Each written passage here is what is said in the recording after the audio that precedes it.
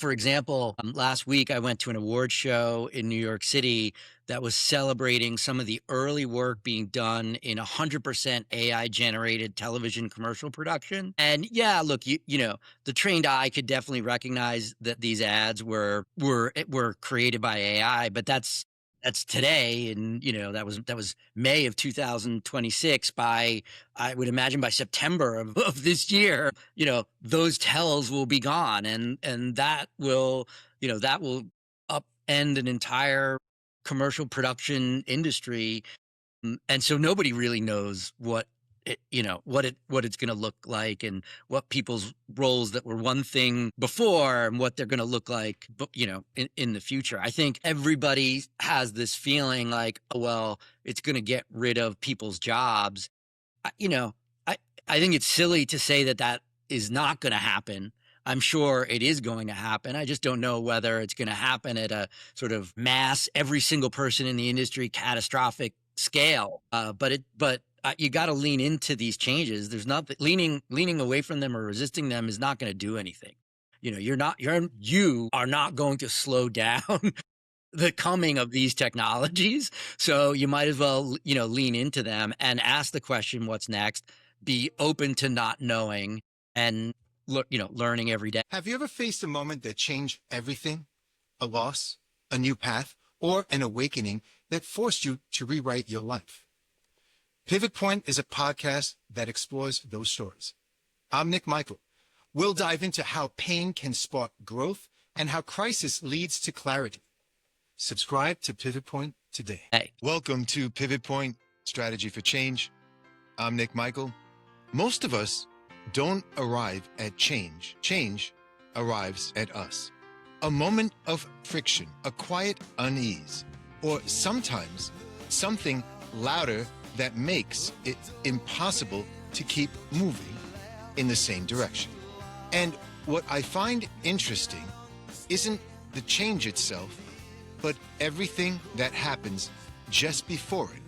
The resistance, the rationalizing, the way we negotiate with ourselves when we sense something needs to shift, but we're not quite ready to let it. That's what this is about. Not pivot points as a metaphor, but as a lived experience. The place where awareness meets action, where what you've known runs up against what's becoming necessary. Whether that's in your work, your relationships, your sense of who you are, or all of it at once. As a clinician, I've spent a long time sitting with people in exactly those moments. What I've learned is that change isn't really the hard part. The hard part is being honest enough with yourself to see that it's already happened. So let's start there. Today's conversation is one I think will resonate with a lot of you. Whether you're early in your career, well into it, or sitting with that quiet restlessness that's hard to explain, but even harder to ignore. My guest today is Jason Kuperman. Jason is a veteran growth executive, fractional chief marketing officer, and go-to market advisor based in the greater New York City area. With over 25 years of experience leading modern marketing and product experience teams at large enterprises.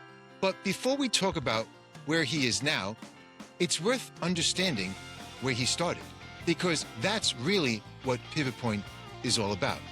Jason began his career at the office of Frank Gehry, learning to design and build things that were complex, ambitious, and structurally sound. He was an architect not just by training, but by identity. And then, over time, something shifted. Not a dramatic break, but a clear and honest realization. He loved architecture as a passion, but not as the life he wanted to live every day. And instead of staying the course, simply because he had invested so much in it, he made the decision to pivot. What followed is a career that mirrors the evolution of the digital age itself. Jason specializes in building high-velocity growth engines, modern data ecosystems, and agentic AI workflows. holding a master's in architecture from the University of Colorado, Denver. He approaches business optimization through a unique lens, treating corporate organizational design, workflows, and talent development as architectures that dictate human behavior. He built TBWA Shiat Day's first digital division, leading early digital work for Apple. He scaled operations across 16 markets in Asia Pacific for Omnicom Group. He led the go-to-market strategy behind Outfront, media's multi-billion-dollar industry transformation. And today, he runs Kuperman Advisors, where he works as a fractional CMO, helping B2B founders build marketing strategies that stand up to real-world pressure from investors, boards, and the kinds of decisions you can't easily undo. But what we are really exploring today goes beyond titles and milestones. It's about the internal shift, the moment you recognize something needs to change, and the courage it takes to follow that realization through. I'm very excited to have the guest I have today, Jason Kuperman. Jason, welcome to Pivot Point. Thank you for having me. Today, I'd love to hear about a pivot point in your life that feels significant to you, a moment or a period when something shifted, when you recognized that change was necessary, or when you made a decision that altered your path in a meaningful way. As we talk through your experience, know that we can explore as much or as little as feels right to you. And if there are other pivot points in your story, other moments of transition or transformation that you'd be open to discussing, I welcome the opportunity to have you back in the future for another conversation. But the work you do, the insights you carry, and the challenges you've navigated are exactly the kind of experiences that can help others who might be standing at their own crossroads. So, Jason, tell us, what pivot point would you like to share with listeners today? My pivot point, the biggest pivot point I had, happened very early on in my career. I went to school after I graduated college. I went and got a master's degree in architecture and was on the path to become an architect and have a full career of architecture. I was in the field for about 2 years, and I realized that I was very passionate about architecture itself, but I was not excited about being an architect for a living. And went through a lot of introspection and had a couple of experiences that made me realize there was it wasn't just that I did not want to do architecture. I was also drawn to something else, which I think made it a lot easier to make the decision to leave. It wasn't just I was unhappy. I was also excited about something else. This was in the late 1990s, and the internet was sort of making its mark on the world, and it made its mark on architecture. And I was drawn to that. I love stories like that. I made a transition myself from the business field to what I do now as a clinician. I'm always curious about back then when the thought came to mind, or was it an emotion that came to mind?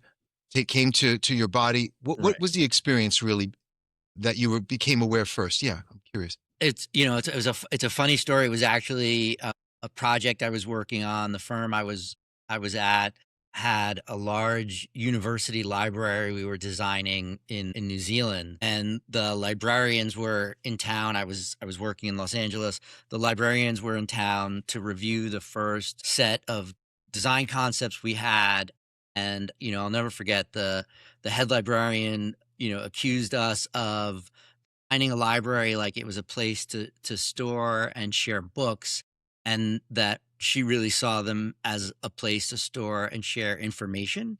And we all sort of were like, well, what do you mean by that? And she said, well, in today's world, information travels through the internet, and the way that people interact with that information is through computers. And the partner in the firm leaned over and pointed to the model and said, no, look, this little area here is for computers, for the card catalogs, which have all been replaced by technology. And she said, no, that's really not what I mean. What I mean is that, people will be coming into the library to not use a reading room the way it used to be, but in the sense that it's an information commons where they're going to come in and may have books, but they'll have computers, they'll want access to the internet. And that really needs to change the fundamental way that libraries are designed and the spaces that are designed. And everyone sort of nodded their head and was very thoughtful, and the meeting ended. And after that, the partner turned to me and was like, Kuperman, you've got 2 weeks, come back to me with a full overview of what this internet thing is, what it's going to do to our business, to our design, to the world. And I went off, I did that research, and there were a million implications for architecture. And ultimately, I decided that, after that deep dive into looking at what the internet was and what it could do for business, design, people, I said that's really what I want to do, and started looking for jobs in that space, and eventually ended up at an advertising agency beginning as sort of employee number one of their digital advertising group, and have been in that new media space for more than 25 years. My goodness. I was so struck by your story when you had brought that up. I'm curious now about how you invested years of your education and part of your early career in architecture, because completing an architecture degree does not usually end in only 4 years, from what I understand. Yeah, It's yeah, pretty no, extensive, yeah, right? it Yeah. was a long haul. It was a lot of work. It was a great experience. But yeah, there was a lot of emotions involved in deciding that I was going to kind of put that aside and move on to something else. Ultimately, it's not just the narrative that I told myself. I think it's more ultimately what I really found out about it was that there were so many similarities. So if you think about architecture, on one hand, you were looking at these convergences of technology and design and how people use space and how they move through space in ways that were clear to them and they could get value out of their experience in a building. And, back when I started working in digital marketing, people were building their first websites. That was sort of job one. And the similarities were there too. It was about design and technology sort of coming together, and the spaces needed to be, the websites needed to be clear to people. It needed to be clear what value you could get out of it, how to move around it. So I found all these similarities that made me feel like, yeah, I might have been leaving architecture as it meant building physical buildings, but there were enough similarities to the components and elements that comprised what good architecture was and what made good websites, that it felt very much like I was sort of moving into a cousin of architecture instead of leaving it completely. And that made the transition a little easier. So I got my first webpage in 1999 when I worked at the hospital, and it was for my own private practice. And all the doctors who were part of the faculty practice when they worked at the hospital, they had their billing done and they were working part of the hospital. I was private outside. So they were very like shocked to hear that You had people who get web pages are hardware stores, or people who are in the service, more like industry. But you built a career through an era when digital was new. It was disruptive and it was largely undefined. And I'm going to go into this now because Gen Z is entering a moment where AI is doing the same thing. What do you think is actually transferable from your experience to theirs? well, Is it? yeah, I do think there is. I'll give it through the lenses of my experiences in Yeah. advertising specifically, but I think I think it's not just in the marketing and advertising industry. I think it's in general. I read an interview with a creative director, somebody I had actually worked with a long time ago, who said he'd been in advertising in 30 years and he'd been hearing that it's the end of advertising for 30 years. Right. And, new technology always comes and disrupts the way things were, and they shift around and change, and things don't quite look different. Things don't quite look the same as they did before. But there's still an industry there. It just may be in a different form. And I think AI is doing similar things. I think it's disrupting a lot of industries, just like all technologies do. Brand, generating awareness, all that stuff is still going to be there. It's just the mechanisms and tools that are used to do it will be different. I hear you. I hear you. We're all at a crossroads right now with all of that, and where we see things happening with AI. But I want to get back to you and the switch you made, because that was significant for you. I know you mentioned that staying on the architecture track would have been easier in the short run, but more costly long term. What does a costly mistake look like to you? What would the real price have been? Yeah, that's a great question. I grew up. I went to preparatory school, so I spent my youth preparing to go to college, Right. and it was everything was all about like what's next. And I think that was probably the hardest part, was instead of making a decision to stick with something that I understood the track, I would continue to be, there's a rigorous testing process for architecture. There's a clear hierarchy. You sort of apprentice and move and grow. It's all planned out for you. And there was something that was very, very appealing to that and enticing. It was difficult to leave that to something that I had no idea what it was going to be. I mean, certainly wasn't one of the people who thought, oh, the internet's a fad, but there were certainly a lot of them. And I was hearing from all of them, like, oh, why would you trade? Why would you leave a trade like architecture that's been around for centuries and will always be here, to something that is, this flash in a pan? So they thought. So they thought. Exactly, exactly. So I think the costly decision, sticking with what's familiar, sticking with what's comfortable, and not allowing yourself to grow. And that is something that I was, remember being very clear about at the time, is that the manifestation of what this was going to be, this unplanned life that I now all of a sudden was facing, compared to what was going to be a planned life. That was part of the experience that I needed to go through, and I needed to learn how to tackle that challenge and mold that clay into something. And that was a more important life lesson than sticking with what I had done in the past, which was, year one leads to year two, all this Yeah. connection of one to two to three. And that is something that an experience I had that has stuck with me. Decades later, when I met my wife, she decided that she was really interested in moving to Asia. And at a certain point in our lives, we decided to up and move from a comfortable life in Venice Beach and move to China.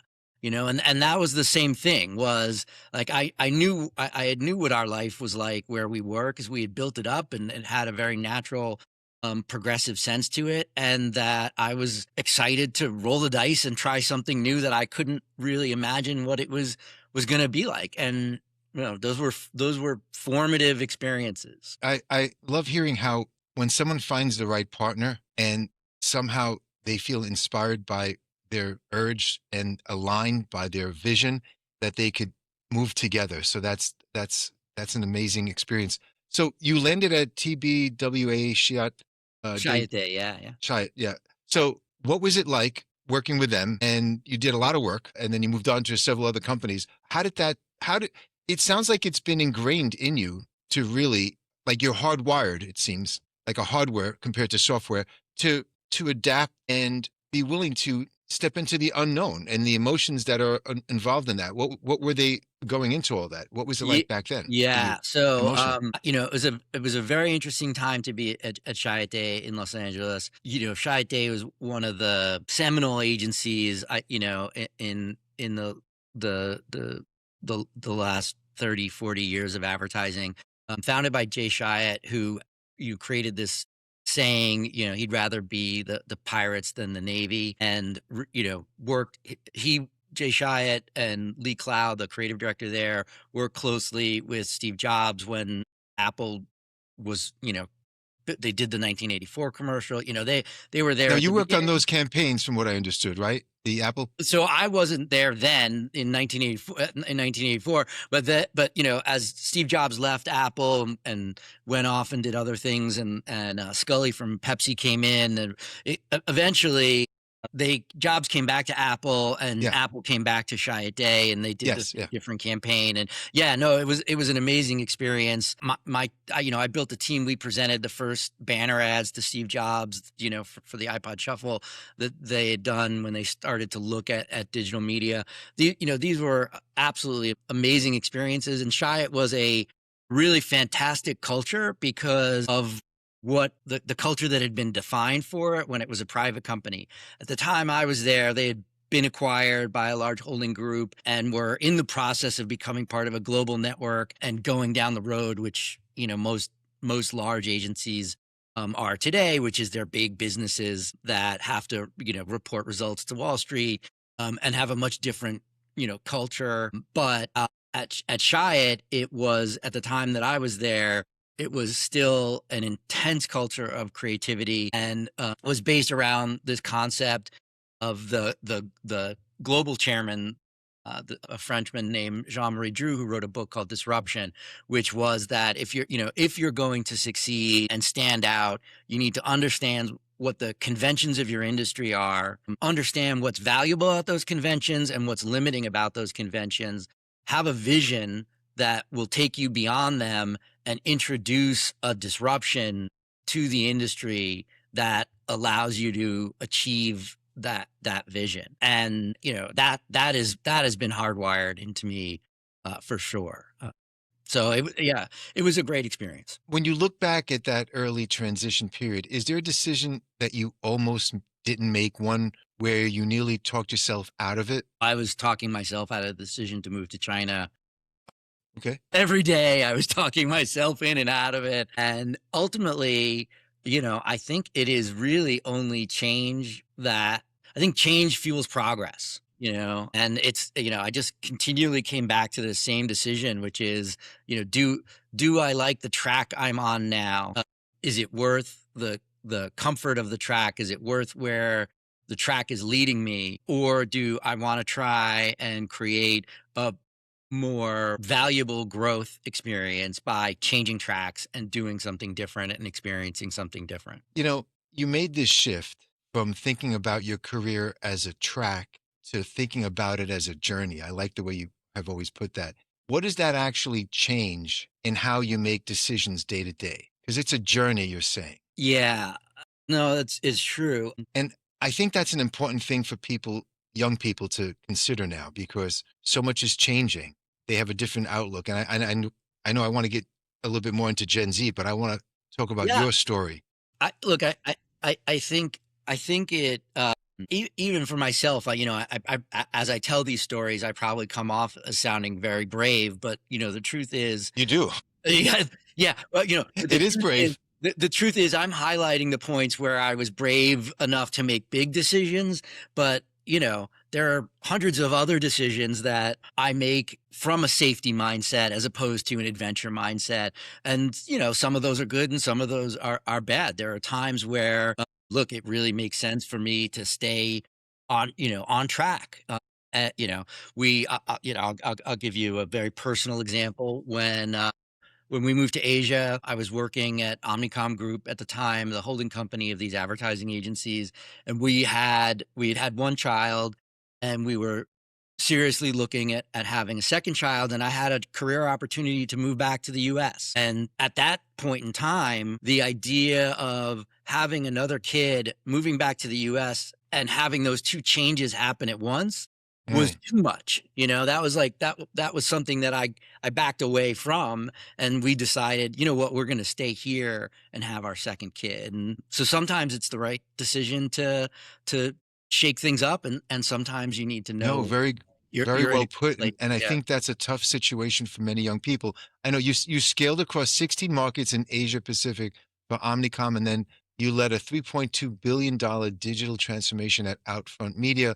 I know each of those chapters required a different version of you. How did you know when to evolve? Well, working in Asia, it was a great team of folks at Omnicom, and there was one approach that we took as a holding company, which was all of our agencies are different, and we need to look at the world through the lenses of our different agencies. And that was an important lesson around perspective, working across different countries and regions. So I think in Asia, it was a great exposure to different cultures, the way different cultures reacted to brands, and what, down to the point of like what colors meant different things in different countries.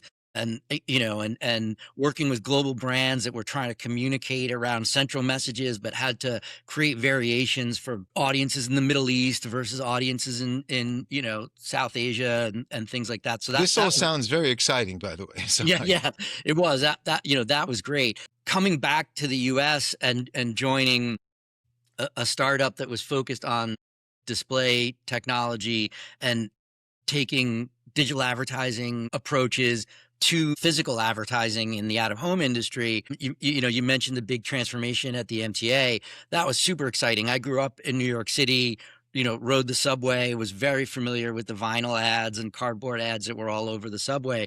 yeah. And to have the opportunity to pitch and ultimately win the digital transformation of that ad inventory was really one of the most exciting things, ever.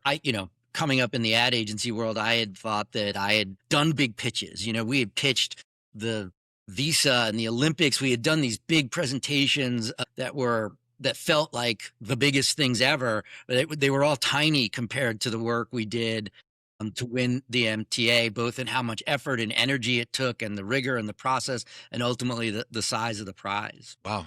Now, your current work at Kuperman Advisors involves helping founders tell a marketing story that holds up under pressure. Where does the architecture training show up in that work? Is it conscious or otherwise? It's very conscious. I mean, one of the things that I've done in the last 6 months is, having left enterprise marketing, I've been working with smaller companies, mostly in the B2B space, and amazed really at how many of them overlook playbooks and basic fundamentals and foundations of marketing and marketing operations. And I draw the analogy to architecture. Every building design was an opportunity to create a sense of expression and a little bit of art, and something that generates value both visually and from whatever the function of the building is for the community.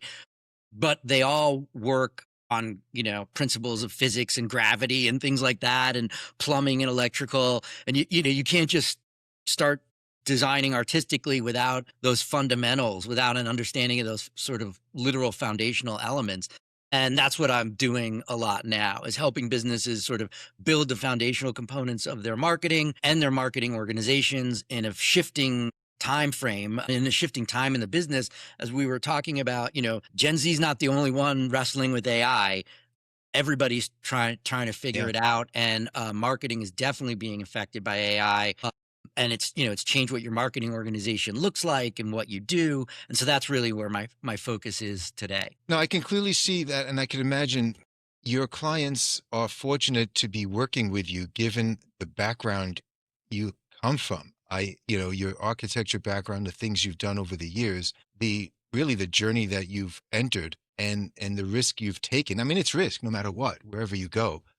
And the changes that you've made, I'm sure you really command the room when they come in, because you have the stories you have. It's just fascinating to hear. You're talking about things that you were right there in the room. And you work with companies at a point of real transition, raises, rebuilds, scale ups. What's the most common internal struggle you see founders carrying into those moments that they're not naming out loud? I've seen almost every founder that I've worked with could 100% run the business themselves. Like, they're Mm, all that great. They're all that smart. They could make every sale. They could put every marketing, concepts together. They could do all that from a talent perspective, but you can't grow a business that way around one person. So, I would say that's sort of the most common thing, is getting a founder to let go a little bit, to find people that share their vision and can internalize it and then externalize it and articulate it in a way that may not be exactly the way the founder would do it, but it's close enough that it's on brand, on vision, and sort of see that grow beyond themselves. And that translates into almost every decision that needs to be made, from how the business is structured, how they do, certainly their marketing, their sales, and even the operations of the business. You're listening to Pivot Point Strategy for Change. If today's conversation resonated with you, take a moment to subscribe to the podcast and leave a review. It truly helps others find the show and supports the work we're doing here. Yeah, you're talking about dealing with a person who has control issues. Yeah, sometimes it's control issues. Yeah. And is concerned about giving up the pilot seat to someone else and delegating when they might be, to a point, they might be small enough to be able to oversee everything, and, delegating instead of implementing it themselves.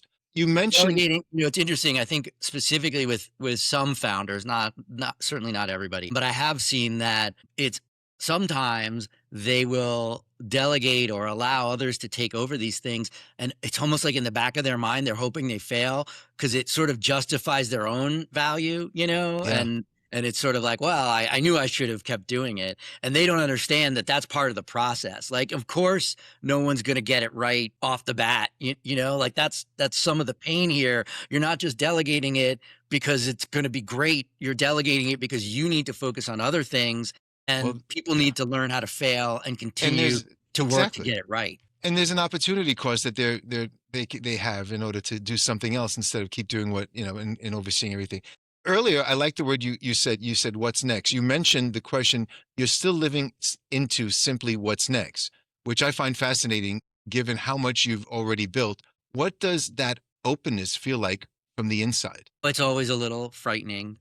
Yeah, It's definitely always a little frightening, but the more I speak to people who I would imagine know what's next and are very focused on what's next, I realize that what's next is always just an opinion in most cases. So it may be frightening, and I think just people are do a better job of exuding confidence around what's next. But these days, just for example, last week I went to an award show in New York City that was celebrating some of the early work being done in 100% AI generated television commercial production. And yeah, look, the trained eye could definitely recognize that these ads were created by AI, but that's today, and that was May of 2026. I would imagine by September of this year, those tells will be gone, and that will upend an entire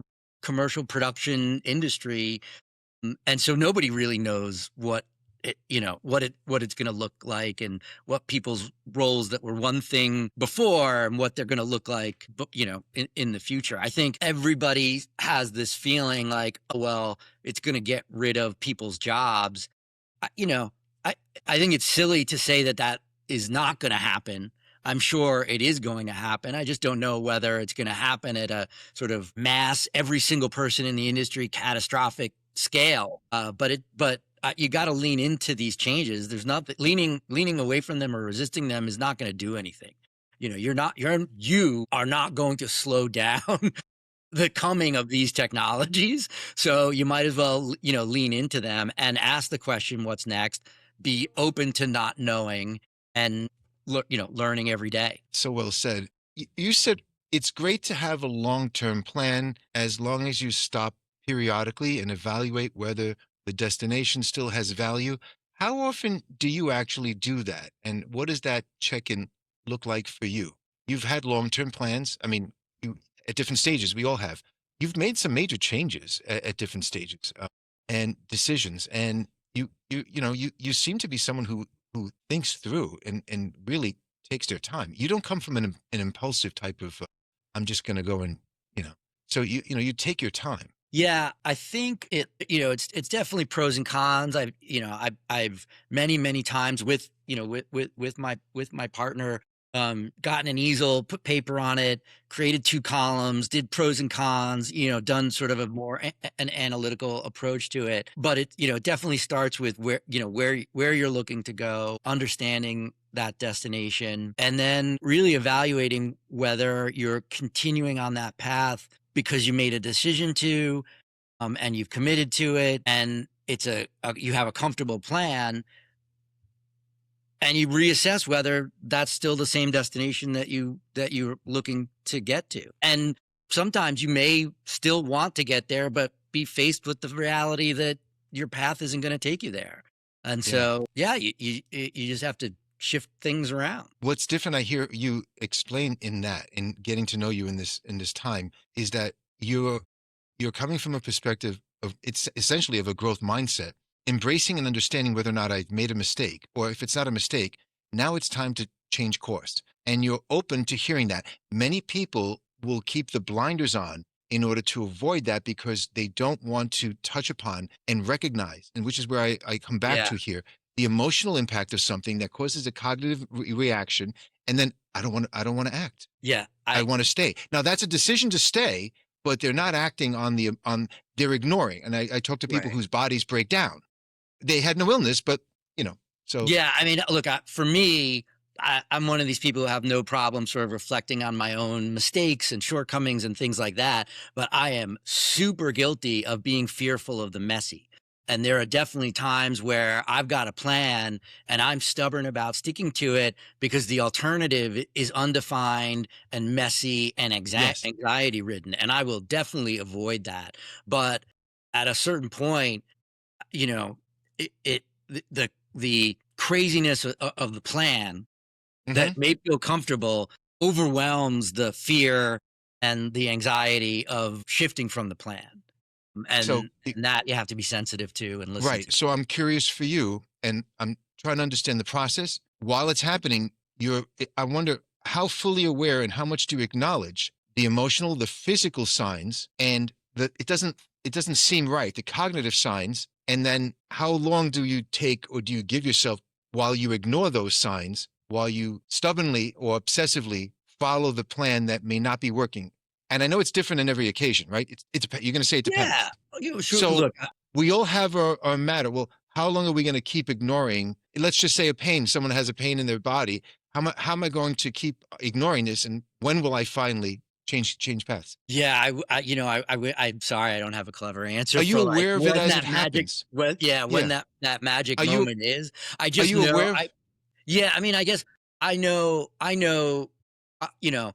sure a lot of people can sort of share and empathize with this perspective. The pandemic put a hold on certain decisions that I had because Right. the experience was so exhausting that I sort of forgave myself for not being brave or making changes or being willing to do things. I sort of tolerated unhappiness. I tolerated these things because I was exhausted. I felt absolutely, emotionally exhausted by having gone through this. And, when people ask me about my, any regrets in my, my recent history, I regret those decisions. I regret the decisions that I allowed the pandemic to excuse, me not making. Well, that's important to be aware of, and I'm glad you brought that up. What you're saying, it's very difficult in the moment to recognize that and to know each time. So I appreciate the honesty and Yeah, being and I aware of think it. it's also very easy to make excuses for yourself because Absolutely. a lot of the excuses are legitimate. Yes. You know what I mean? They're not. You're not being an idiot. Like Yeah. you know. Yes. Yeah.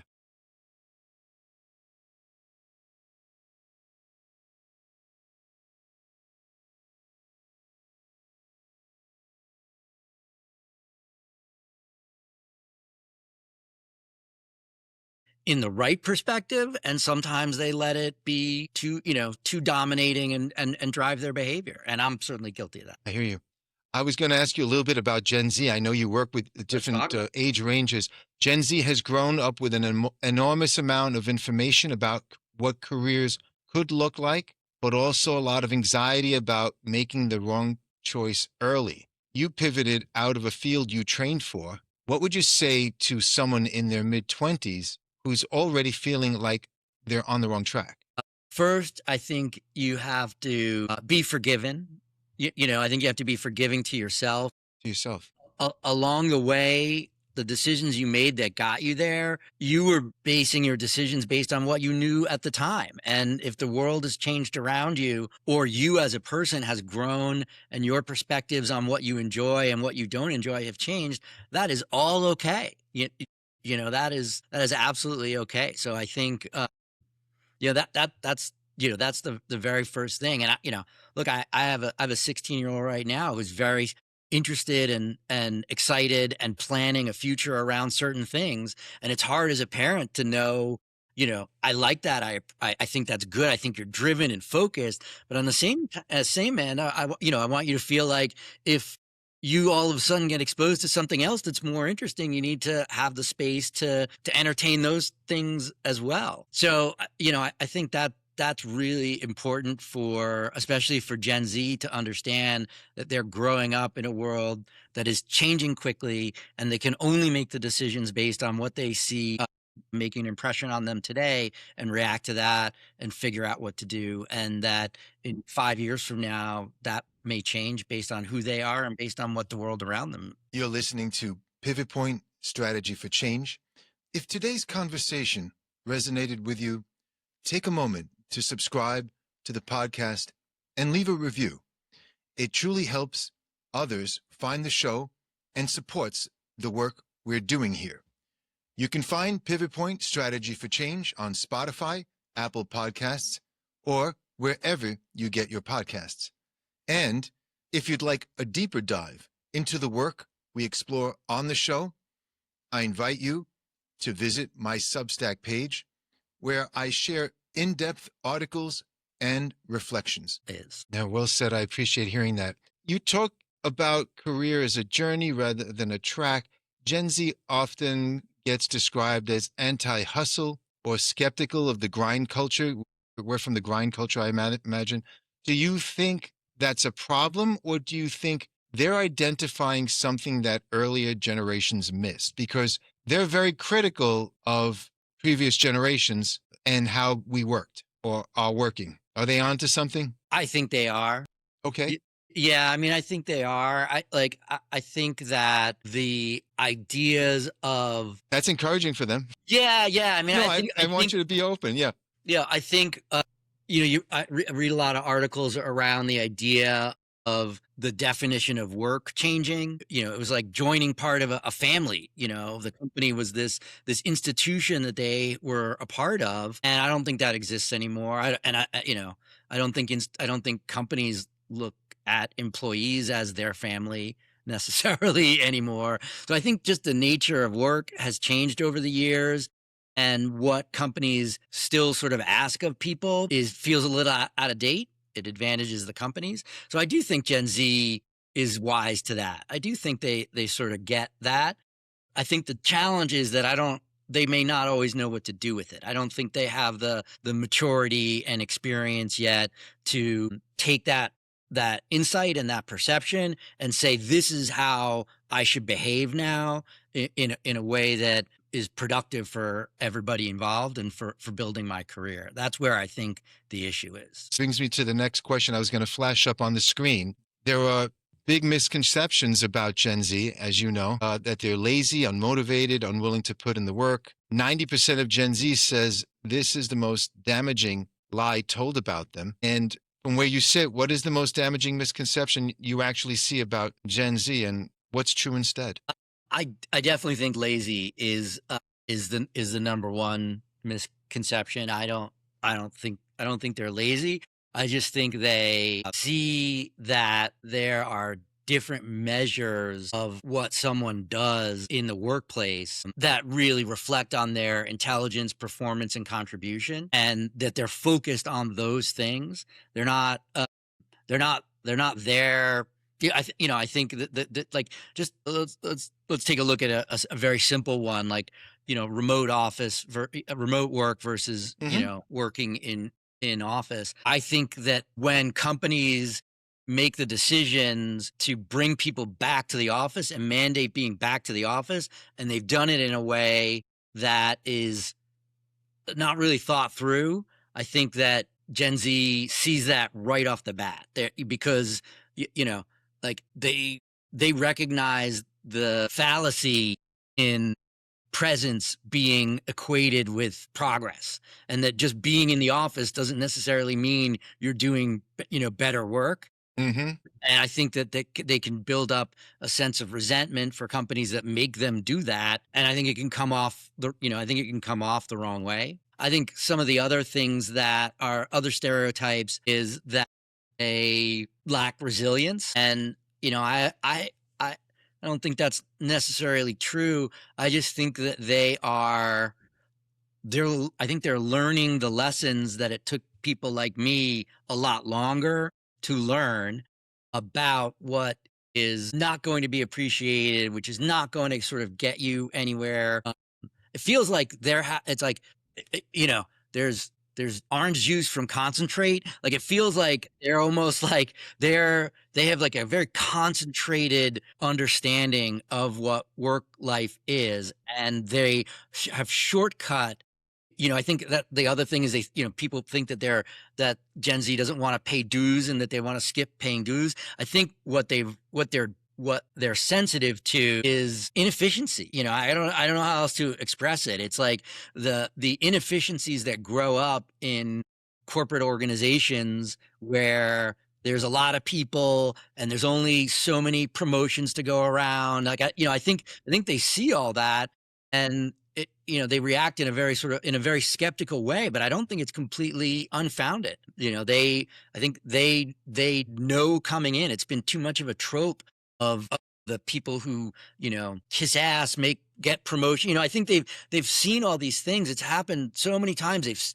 Whether they've seen it in sitcoms, it's all been all these things that happen in a corporate environment have been packaged up, put into entertainment, put into to conversations like this, to clips and skits on YouTube. Like there's no you can't hide any of these things that happen anymore. And I think Gen Z is acutely aware of that, and that is what leads to a lot of the misconceptions about Yeah, no, who they I are hear your and why they. perspective. I like the way you're putting it.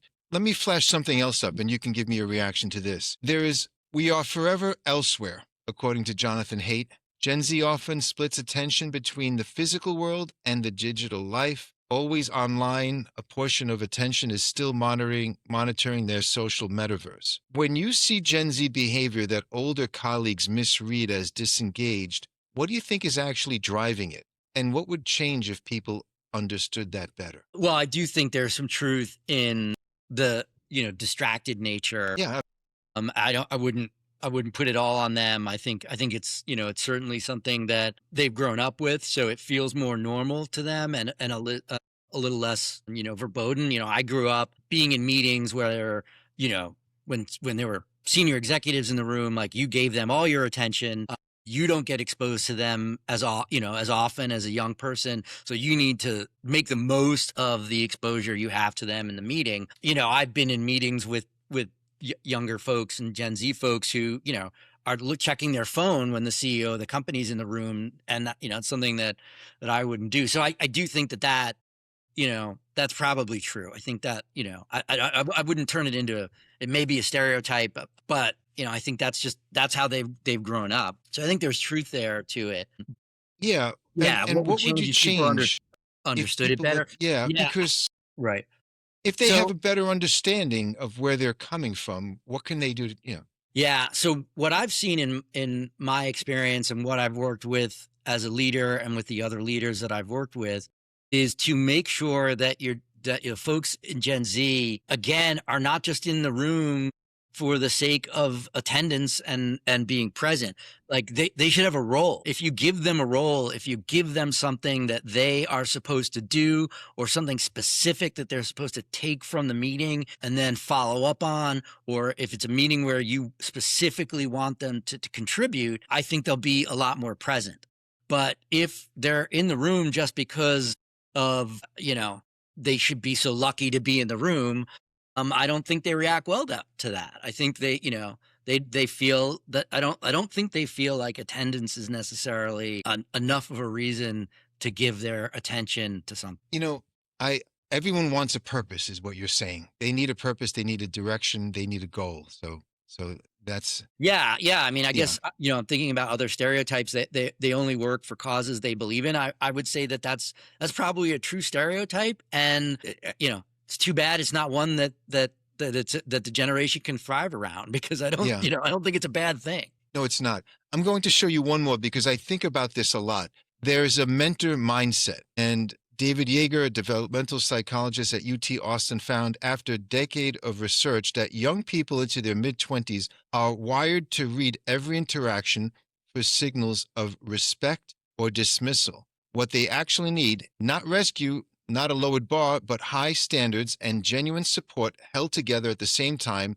That combination is what Yeager calls the mentor mindset. And compared to, let's say, where you're a subordinate, you're going to be doing what you're told. They're so used to being in school coached and trained and encouraged and all these questions to improve and what am I doing wrong? We do satisfaction surveys, so to speak. So, I mean, if you could give Gen Z one piece of advice to actually succeed in today's system without losing who they are in the process, what would it be? So, this is very much from personal experience. One of the negative experiences I've had with Gen Z, especially in the work that I've used that I focus on in digital media and innovation. I haven't experienced this in my current work as a fractional CMO, but previously, when I was doing a lot of work in digital innovation, Gen Z reacted negatively to the fact that we were all trying to figure some of these things out together. They really expected the playbook to be handed to them so that they kind of knew what was expected of them and what they're supposed to do specifically. And the fact that the leader didn't have that answer to them, they felt like they were wasting their time. And what it really was, if they really understood what was going on, they were actually given an opportunity to figure something out that the leaders themselves did not know because we were dealing with something new and evolving. And nobody really knew when we were building out the MTA's digital ecosystem. No one really knew what the best use of 10,000 screens in a subway system was for brands and for people. That was the job, was to figure that out. And I think some of the younger folks felt that the fact that we didn't know that answer was a shortcoming of leadership, and it was a negative part of their experience. So they got critical. They got critical of it and instead judgmental. of seeing how cool is it that threw I it get out to, there. yeah. Okay. Instead of seeing like how cool is it that I get to figure something out with people who have figured other things out before, but not this, And so that would be my piece of advice: is you are either in the job market or entering the job market in a time of incredible change, and there are going to be a lot of people who have hair like me, who you would think know all the answers because they've been doing something like this for 30 years or 25 years, or whatever it is. But the reality is no one's ever actually done something exactly like this because there's all this new technology that's disrupting the industry. And you have an opportunity to be a part of figuring that out from your perspective, which is incredibly valuable as a digital native, as somebody that's, growing up with this technology. You have this role that is, could bring great value if you have the right attitude about it. So we're back to a mindset.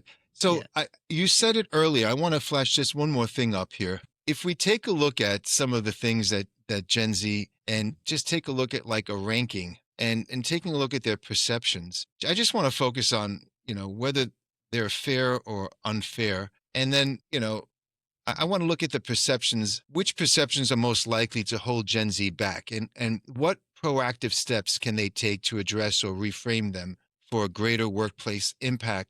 And I'm going to pull it up here. There's a number of different things you mentioned already. What's the top three you think?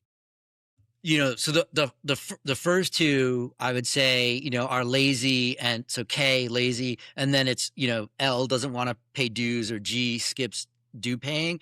And I think that a good leader will understand what's behind these things and Maybe I could say have empathy for it, but at least understand the context in which they might seem lazy or they might seem like they don't want to pay the dues. But I think if you really engage with them on what the root causes of those perceptions are, you'd realize it's what they're really doing, and they may not be able to articulate it this way. What they're really drawn to is efficiency. That's really what they're looking at, is that they find the way business is being done and the way things are structured as inefficient, and that's really where they need help. They need help understanding why things are a certain way, and if you can't explain that, then then I would say they're right. Like at the end of the day, I would say that you are operating in a old convention that is probably in need of disruption, and they can be the catalyst to do that. So I would go lazy, skips due paying, and then only works for causes they believe in. And and I think they all can be damaging if they're not really understood. So And I think leaders can play a role in helping to sort of break through these, but I think Gen Z needs to be a little more self-aware and understand why they may seem lazy when what they really is, they don't yeah, want to waste time on things. right, good. No, I hear that, and I can relate to that. So, what makes those three areas, if you picked one, what makes this area where they have the greatest ability to create positive change in their future opportunities, relationships, or career success? Or what is the, yeah, I think lazy. I think they need to focus on that, because I think if you can break through why you don't want to, why you're not excited about doing certain things, and you can articulate it in a way that is related to the end goal that your business, that the business of the business challenge, if you don't see a connection between the things that you're doing and solving the business challenge, that's a smart insight that helps the company. And if somebody, and if you have somebody like that working for you, that's value. That's great value. But if because of these perceptions of stereotypes, it's coming off as lazy, then nobody wins.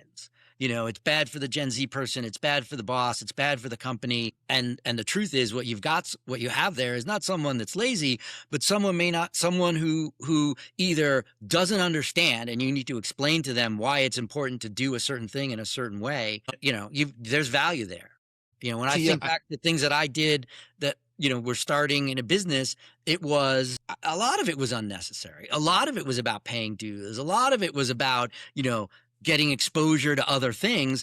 The truth is that these days it's very easy, and you can focus on those things. You can do those things. You don't have to, you don't have to waste time to do them in the way they used to be done. Does that make I, sense? I, I absolutely, I think what I find parents doing now, and I see this a lot in my practice, they over explain why. And I think our young kids, even starting early as kindergarten, first grade, second grade, they're so exposed because of devices and on television to many things you and I and other generations have not been exposed to with current events and being aware of our emotions and how to express ourselves, that they want to know why. And I think when you have a young person who has a more advanced intellectual ability to a degree, right?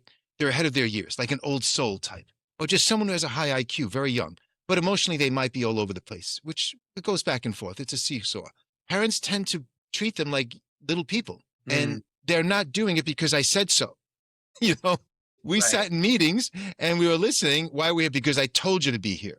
You look, right, learn, right, you look, listen, and learn, and keep your mouth shut. No, I'm not saying that that was overtly right, said right, to us, but I want you to watch and I want you to listen and I want you to learn. I don't want you to speak. You don't speak out in these big meetings. You're lucky to be here. right, So here they are. They like this mentor mindset where, well, tell me how we could do this. What do I need to do? And well, tell me what I'm doing good. You're not, all you do is tell me what I'm doing wrong. So you have a deficits model. You don't have like an encourage, so this is where the older generation might be coming across is not connecting. And that's really what somehow is driving some of the things that I'm looking to focus on here. I just want to take one more with regard to the parents now. What is one practical action Gen Z can take to challenge or overcome this perception? And what should parents encourage and reinforce or model to help support that growth? The laziness. You mentioned the laziness. yeah. You mentioned some what they could do. I'm not sure I totally understand the question. Is it about advice for parents? Yeah, yeah. Wow. What should I parents definitely encourage or I feel like reinforce? I should be Or giving advice to parents. no, okay, I'm no, no, I wrestling hear you. I'm wrestling it with enough about it with myself and my own kids. I think that we're all the parents of Gen Z are in the unenviable position of having to prepare kids for a world that Yeah, we no idea what it looks like. So I think that is, I think you got to get your kids kind of comfortable with that, right off the bat. That your advice and guidance is broad and general, and that the specifics of what it may be applicable to the experience of what they're going through specifically, but it may not be. And I've been very honest with my kids about that. And maybe I would definitely think I'm guilty of explaining the why, because I've often said, this is why I'm giving you this advice. I'm right. giving you this advice because in my life experience, this thing happened, this is what, and so that may happen to you. No, I appreciate your answer. And there's nothing wrong with explaining the why. What I notice is when a teacher says, take out your notebooks, why? There's no Yeah. why. Oh, yeah. Yeah. When someone says, don't go in the street, Yeah. and they seem like they're annoyed, why? Yeah. Don't touch the oven. Don't open the door to a stranger. Why? Okay, we can answer all those. There are times when I said so and do what I say. There's an emergency, we do it. But there's time to be inquisitive. I think that gets lost. And there's nothing wrong with explaining the whys. Yeah. I Yeah. think what tends to happen when you have someone who presents with a more advanced level than what their age really is, they tend to get treated as if they're older, and they're not. And I think what's happening is with devices, kids are learning how to do things much earlier in life. So when our kids are now graduating, they have a good foundational knowledge when they start Yeah. working. And Absolutely. there's a hard time now for them to somewhat pay their dues because they don't earn it. But I am as effective as that guy who's 35. But why shouldn't I get paid as much? Well, you haven't been working for 15 years or plus, Right. whatever. But you just started. But I'm doing the same work. That's their perception. Oftentimes, I know it's a generalization, but in essence, they feel they're even sometimes better equipped. And there's a learning curve that they believe they should be able to. They want to just bypass that. So Yeah. those are the Yeah. misconceptions I'm thinking. Yeah, totally. I mean, one of the best things that I think that kids can have, and I'm very fortunate that both my Gen Zs. I have a Gen Z on the youngest end and one a little older. They both had passions. They both had interests that they focused on and pursued in school, out of school, and they built an understanding of what practice and depth and knowledge and experience means around these things. That's great. And I know this because they constantly tell me how little I know about any of these activities. And when I ask a question, it's the dumbest question anyone could have asked. So I think they've built up that sense of expertise, and they know the difference between, a Google search or a Gemini AI report that gives you an overview of something and what it's like to really do a thing. I think that builds up that well said. sense, that sense of experience. So I think what you'll start to see is, knowledge is going to become is increasingly cheap. Knowledge is almost anybody's. It's there for anybody to have around any topic, around any subject. You can articulate and sound like an expert. You can address important points. You can sound like anything because of all this technology that's there to help provide that information, but you can't really ever replace experience. So well said. I appreciate what you're saying. Jason, this has been a genuinely meaningful conversation, and I want to thank you for coming in with the openness that you did. I think what you're modeling here is the willingness to, I am impressed with your willingness to interrogate a path that you already invested in, to give yourself permission to change, and then to keep evolving through every chapter that followed. And this is exactly what this show is about, what I'm looking to explore here with people. And I have to say, there's something that makes complete sense to me about the fact that you started in architecture, because everything you've done since then involves designing systems that hold weight. That early training didn't disappear. It just got repurposed for you. And whether you were building companies, leading teams, or advising founders, there's a through line there that I find really compelling. And so what I'm taking from this conversation is something you said that I want to sit with. There is value in stability, but not stagnation.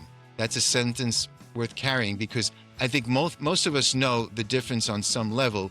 We just don't always give ourselves permission to act on it. I can see how your story really commands the experience that you have. You can really command a room when you're giving the advice or speaking to others. It's just really impressive, because I'm sure people take notice and listen. Thank you. Yeah, I love mentoring, younger folks. It's my favorite. It's really one of the things that kills me about being an independent operator now is not having teams to build and develop.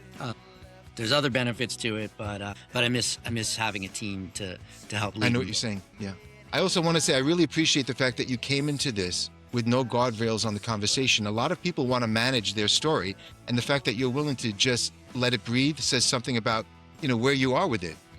This is very impressive, and it just speaks to how you're willing to take a risk, which is great. Because but you come from a place of confidence when you do that. See, it takes a level of confidence to do that, or trust. It you have to takes start out time trusting. to get in touch And with it takes that time to get confidence. yes. Yeah. And that takes, because you're willing to see how things unfold, which is great. And I can see why you're saying you're a very creative guy, because to be in that field, it's creative. And then you went to another field and you just transferred it. And similar to myself, where I started out in the marketing and sales field for a major airline, and then just went into a completely different direction. So I kind of connected on that with One you. thing to bring to the other. What you're doing now with Kuperman Advisors is interesting to me, because you're not just a consultant, you're a translator. You take a founder's vision and find the language that makes it land for people who need to believe in it. That's a very particular skill, and it's one that's clearly informed by the experiences you've shared with us today. Again, I want to thank you for joining us here on Pivot Point Strategy for Change. Thank you for having me, Nick. And for those who want to get in touch with you or find out more about the work, how can they reach you? KupermanAdvisors.com. Go to the website. You can learn a little bit more about me and what we do. Great. So thank you again. Jason, I'm so impressed with your perspective. And should the opportunity come up down the road, I would love to have you back if our paths can cross and we can work something out, which is wonderful to do. Thank you. To everyone listening, thank you for being here. If this conversation resonated with you, share it with someone who needs to hear it. Leave a review, subscribe wherever you listen. You can find more of the work I do on Substack, nickmichael.substack.com. I'm Nick Michael.